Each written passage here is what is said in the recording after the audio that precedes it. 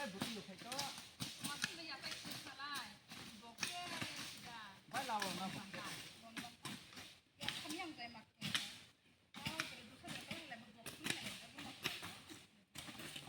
นี่ก็คงจะน่าบันเทิงบอกหรอ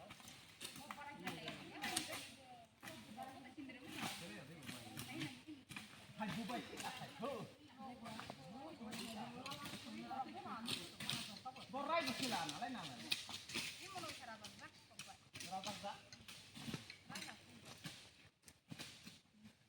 อะไรบ้างเนี่ยวัยอะไรบ้างทีนี้แค่นี้ก็ว่าอ่านอย่างแค่หนูเอาของมีอะไรเนี่ยอ่านก่อนหลังนะที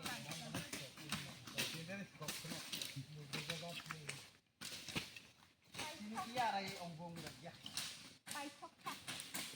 อ่อนได้มาเป็นดังกับติดก็นะสิ่งที่ไรที่เราไปก็เลยค่ะอาจารย์บอกขบวนทราฟิกจะก็ค่อยกันละบ้างถ้าไรโค้งเท่านี้นะ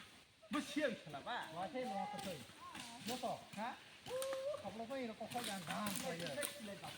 ว่าใช่ก็พูดกับใครก็ชอบก็ต้องตลอด